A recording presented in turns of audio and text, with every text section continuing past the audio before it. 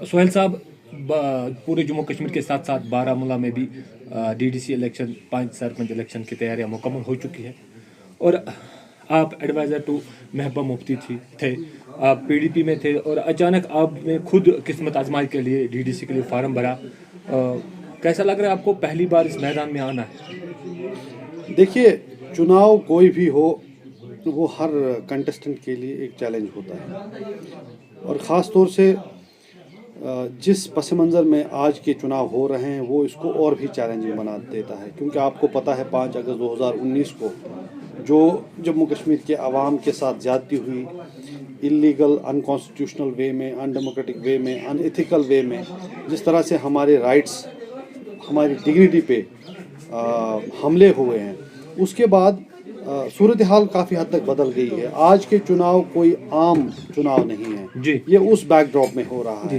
तो हालत अब ये हो गई है कि जो यहाँ के रिवायती पॉलिटिकल हरीफ थे, सियासी हरीफ थे, नेशनल कॉन्फ्रेंस और पीडीपी, पीपल्स कॉन्फ्रेंस, जो एक ही सीट पे एक दूसरे के खिलाफ लड़ा करते थे, वो एकजुट हुए हैं। क्योंकि आवाम भी यही चाहती थी कि यहाँ के जो सियासी लीडरान हैं, सियासी पार्टियाँ, वो एक हो जाएं और मिलकर जो दिल्ली से हमारे हुकूक पे, हमारी शिनाख्त पे हमले हो रहे हैं, उसके ख़िलाफ़ नबुर्द आज़मा हों।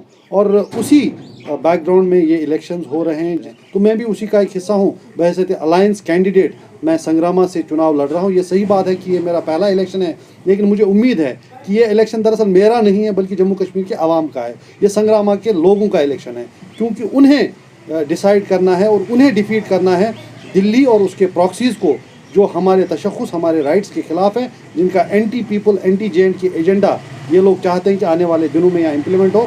उसके ख़िलाफ़ ये खुद आवाम को इलेक्शन लड़ना है। तो वो एक डिफरेंस है आम चुनाव में और आज के चुनाव में। एंटी इलेक्शन, एंटी पीपल जो एजेंडा इनका है, एक तरफ अल्ताफ़ बुखारी साहब जो प्रेसिडेंट है अपनी पार्टी के, वो बोल रहे हैं कि गुफ्कार एलायंस में जो लीडर बैठे हैं ये झूठ बोल रहे हैं, हम गुफ्कार एलायंस के खिलाफ नहीं है लेकिन वो झूठ बोल रहे हैं। और यहाँ से आपके एलायंस में लोग जो लीडरान हैं वो कैंपेनिंग के दौरान ये बोल रहे हैं कि हम 370 और 35 को वापस लाएंगे। और ये पूरा मसला, आप इस पूरे मसले को किस तरह से देखते हैं? क्या ये सच है कि या फिर से आवाम को, एक आम इंसान को बेवकूफ़ बनाया जा रहा है? देखिए, आपको इस बात में तो कोई शक नहीं होना चाहिए कि 5 अगस्त 2019 को जो कुछ हुआ वो जम्मू कश्मीर के अवाम के ख़िलाफ़ किसी बड़े जुल्म या सीधी सीधी जंग कह लीजिए, उससे कम नहीं है। एक बहुत बड़ा हमला था हमारे तशख़्ख़ुस पे, हमारी आइडेंटिटी पे, हमारे हुकूक पे। अब हम बोल रहे हैं कि हम अपने तशख़्ख़ुस को, अपनी आइडेंटिटी को, अपने राइट्स को वापस लाने के लिए एक जद्दोजहद करेंगे। जी। दिल्ली ये चाहती है कि हम मान लें कि जो हमारे साथ हो गया अब उसके बारे में कुछ नहीं किया जा सकता।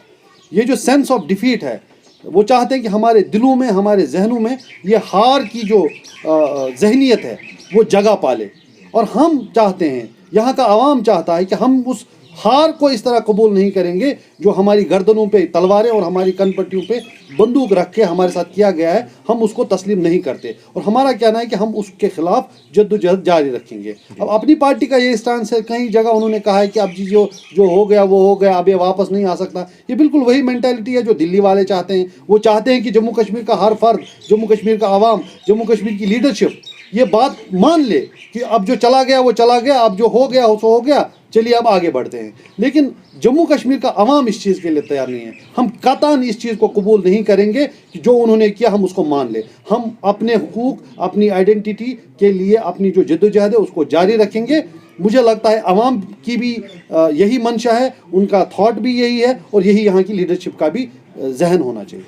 सोहेल साहब, आज कंपेनिंग का दौर जारी है और ये हम नहीं, अवाम पूछती है, ये अवाम का सवाल है। अवाम पूछते हैं कि कंपेनिंग के दौरान जितने भी कंटेस्टिंग कैंडिडेट्स हैं ये आज घर घर जाते हैं, मोहल्ले मोहल्ले जाते हैं, वहाँ पे बोलते हैं जनाब हमारे इस निशान पे वोट डालिए, हम डेवलपमेंट के लिहाज से ये करेंगे, बेरोज़गारी को ऐसे दूर करेंगे, बड़े वादे करते हैं। लेकिन जब यही लोग, इनमें से एक जो इलेक्ट होता है, जब उसके हाथ में पावर आ जाता है, तो वो ये जब वोटर उसके दफ्तर में जाता है, वहाँ पे जब गेट कीपर बाहर होता है, ऐसा भी कहा जाता है कि साहब मीटिंग में है, साहब यहाँ नहीं है, साहब लंच कर रहा है, या साहब अंदर होके भी बाहर बोला जा रहा है कि साहब अंदर नहीं है। ये वही वोटर होता है जिसकी वोट से वो बंदा, वो कंटेस्टिंग कैंडिडेट उस कुर्सी पे बैठ जाता है। क्या ये रिवायत आपकी जीत, अगर आप जीतते हैं, ये जारी रहेगी या उसमें कुछ चेंज हो जाएगा?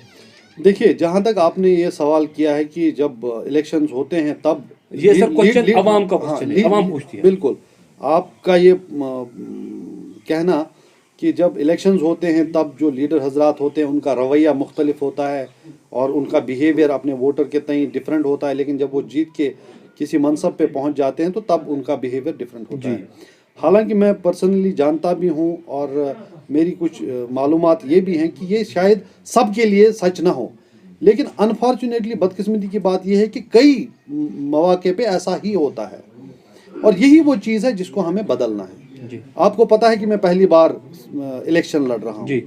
और मैं कोई पुराना सर्टिफिकेट लेके तो नहीं आया हूँ कि देखिए मैंने यहाँ इलेक्शन लड़ा था तो मैंने उसके बाद ऐसा बिहेव किया, लेकिन अब आवाम भी जाग रही है। ख़ास तौर से हमारे जो मेजॉरिटी पॉपुलेशन है वो हमारे जवानों की है। जी। तो पुरानी जो रिवायती सियासत है वो यहाँ चलने वाली नहीं है।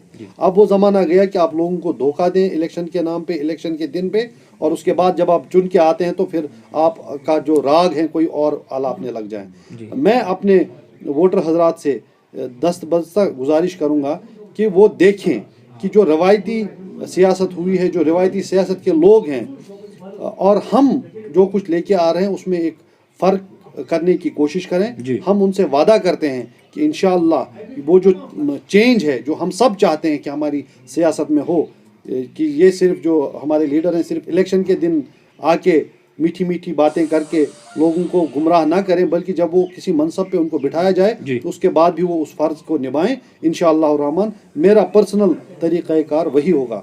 मैं चाहता हूँ कि आवाम सपोर्ट करे और इंशाअल्लाह मैं ये प्रूव करके दूंगा कि सब लोग एक जैसे नहीं होते हैं इस मामले में। इंशाअल्लाह वो मुझे आज भी वैसा ही पाएंगे और जब इंशाअल्लाह उनके सपोर्ट से मैं कामयाब हूँ उसके बाद भी मेरा रवैया वैसा ही रहेगा। सोहेल साहब, एक और क्वेश्चन, ये थोड़ा इलेक्शन से हटके ये आपकी पर्सनल लाइफ के तरफ ये क्वेश्चन है कि कुछ साल पहले जब आप भी सहाफ़त की दुनिया में थे तो आप वहाँ पे सवाल करते थे, आज आपने जवाब देना है। आपको क्या लग रहा है, जवाब देना मुश्किल है कि सवाल करना मुश्किल है?